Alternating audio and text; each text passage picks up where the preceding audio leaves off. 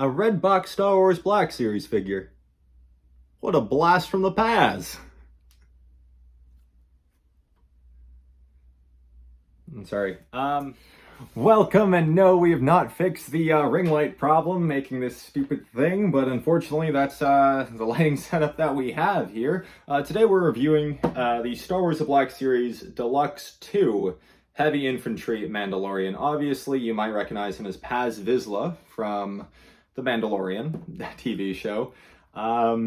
This is before he was named. You know, this is among the first of the Mandalorian figures that came out in late 2019, early 2020, as you can see by his box. This is the red box, which was popular from, it originated in late 2015 as a part of The Force Awakens, and it lived a very polarizing life for the next 4 years up until the rise of Skywalker. My opinion, it's all right, like overrated in my opinion. No, in all seriousness, I got into collecting Black Series after the red box line had died, so I don't really have any strong attachments to it. All I really have are memories of finding the peg warmers that were associated with this line. So I'm talking about your Constable Zubios, I'm talking about your Island Adventure Rays, your white Jedi robes Luke Skywalker, your Benicio del Toro's. Like, I feel like the red box era has aged like milk, especially with how awesome the new Galaxy Mural line looks. I'm pointing that direction because that's where I keep them. Let's actually talk about this figure. Very cool that I finally have it. I've had my eyes on it for a while. I bought it at a toy show in Vancouver a few months ago. And I wanted to review it, so I haven't opened it yet. But since I'm filming a bunch of these in a row, which is why I look the exact same as my Zuko review, that is why. So let's just kind of look at the box here. So we have the image right here of him. We have the Hasbro logo. We have Heavy Infantry Mandalorian. We have a very, very nice bubble of the figure itself. It's a deluxe one, so obviously it's nice and chunky. And then we kind of have a preview of the figure and his heavy infantry stuff. Okay, with the figure and the accessory separated here, I guess we'll put this on after. Or well, first we'll look at it, actually. Now, first off, what do we got here? Wow, that's pretty cool. That's interesting. So if you see here, the silver paint is at the end of the gun, whereas everything else is definitely more of a gray, which is interesting. I don't know if that's supposed to represent perhaps the overheating of the gun melting away at the plastic to reveal like the true look of it. You know, if this is supposed to be like if this is just paint and this is the real metal that's underneath it. Detail is really nice. I see the spools here. I don't know what I'm saying half the time, man. And as you can see, this backpack slash jetpack also looks fantastic in terms of detailing, even on the inside, which is impressive because it's not technically supposed to be seen because it's supposed to go on his back. We'll put that down for now. On to the figure itself. Nice. This is pretty cool. A lot of nice details. I don't know what that thing is supposed to be for. This little badge thing. It looks like it's supposed to be a walkie-talkie, but yeah, because it has like these little buttons on it. Yeah, it looks really nice. I like, first off, the build of it. You know, like it definitely feels like a heavy-duty, heavy infantry Mandalorian. Heavy duty sounds like toilet paper. Yeah, just kind of looking at it right now. The armor looks really cool. Oh, sick. Okay, I didn't realize that it had the Mandalorian insignia. Obviously it should, but I never noticed that in the TV show. So, yeah, I never noticed that in the TV show. I think maybe this could be a concept art thing, because that's the other thing you have to think of, is that this figure, it's called the Heavy Infantry Mandalorian. I know I said that a million times, but this was made pre-Mandalorian Season 1. This is based on concept art. It's not actually based on what you see on the TV show, so it might not be 100% accurate, but for what the figure looks like this, it looks pretty good. I even like how, I like the subtlety of how there are different colored armored pieces. Now, I don't know, for example, right here, it goes blue to yellow. I don't know if it's supposed to be a different color or if this is supposed to be a bit faded. I haven't seen Mandalorian Season 1 in a while. But as you can see, these scratches, these little dings and scratches on the front of the armor with the silver paint, they look really, really, really nice. Unfortunately, you don't get the same level of dirt and grime as you get on the backpack, but that's okay, I guess. But I appreciate at least the nicks and the silver, because you don't get that on the backside. The backside, because you see where they're supposed to be little like nicks and scratches, and they're not painted. And it's kind of weird on the helmet too, because like this I can understand, like you're not supposed to be looking at this, but the helmet, like what if you like turn it? But whatever. Overall, great presentation on the figure. Yeah, on the front side, at least on the business in the front, a lot of really, really nice details. I don't know how well you can see it, but his gauntlet on his little gauntlet pad is painted perfectly. What else did I see here? The pouches right here, as you can see, these little dots. I don't know, buttons. They look really nice, and I'm surprised they actually captured his little comma skirt thing on the back. It kind of looks like when you're walking around with a sweater and you tie it, you know, like when you tie your hoodie around your waist. Yeah. Oh, wait, there we go. We actually did get a little bit of like dirt and grime right here on this section of his body. It's just not really repeated, and no dirt on his boots, which was one of my favorite things about the classic 3 3/4 inch clone troopers is, you know, like they were always like really dirty when it came to their feet. But yeah, really, really decent looking figure. Let's pop his backpack open.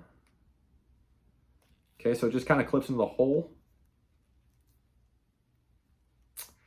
It doesn't go in as deep as I would like it to.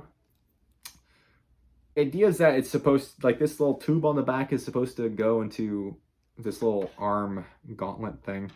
Kind of janky, not gonna lie. Because the thing is, like, it's janky getting it, like putting it or inserting it. But, so I don't know how it's gonna stand up when I actually get him moving around, but that's what it looks like. It kind of attaches to the back. I'm guessing this is supposed to be like a flamethrower. Okay, now as you can see here, it's kind of moving. It moves actually pretty well. Okay, once you kind of get it to start moving, it's like a, like the plastic is flexible enough that you can move it around just fine. So I guess that's supposed to be like his flamethrower. That looks pretty cool, but let's get his actual weapon in his hand. So there's a variety of handles here. There's a variety of handles here. You get one in the back, you get one here, and you get one here. I can understand that this one is meant for his left hand. Oh, all right, there we go. This one's meant for his left hand because if you look really closely, there's a trigger right there. Okay, so I know that that's supposed to be kind of in line with this part. Okay. That's what I have him looking like. I don't know if that's accurate, but that works for me. And that looks pretty good. That looks cool. That is a nice figure, and it feels nice and like whole and hefty. Like it feels like a proper deluxe. Now I did not pay deluxe pricing for this. In fact, if this was released nowadays, it would probably run you back about 50 bucks. So I don't know. I got this for about 20 at a convention. Very quickly, while we're looking at kind of the figure, I have my DC Multiverse flight stand here. Unfortunately, he's just way too wide for it to actually plug in around his waist, but let's see around his leg, and that's going to be too heavy. Okay. I don't know what kind of flight stands you'll be able to use to actually get him into a flying pose, but if you're okay with him just kind of standing there menacingly, that is really cool. I do like that a lot, and I think the image of the figure is quite nice.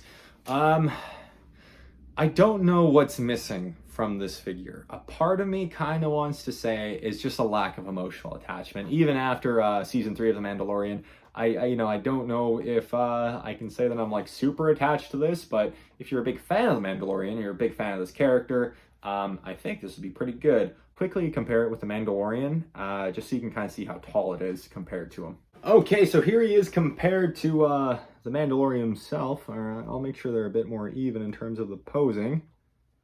So, I'm trying to look here. Yeah, no, it's like a fair bit taller.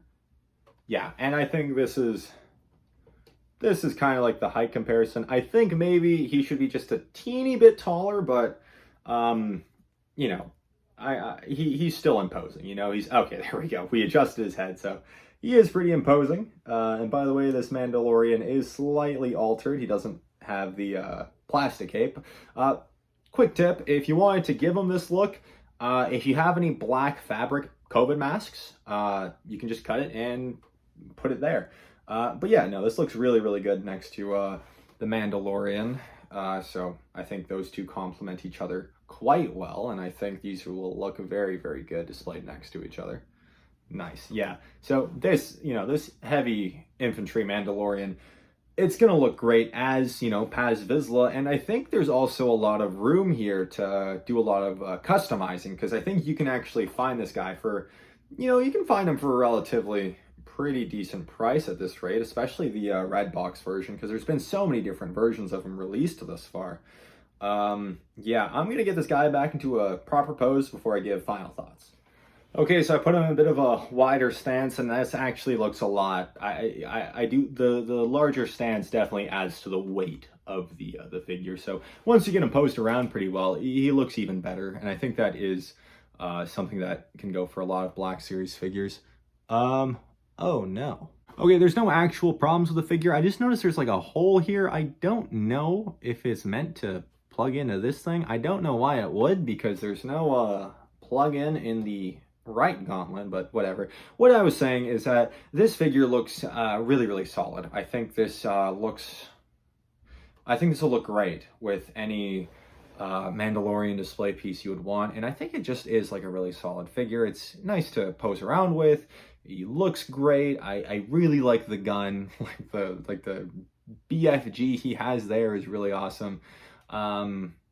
Yeah. I think really the only real thing that might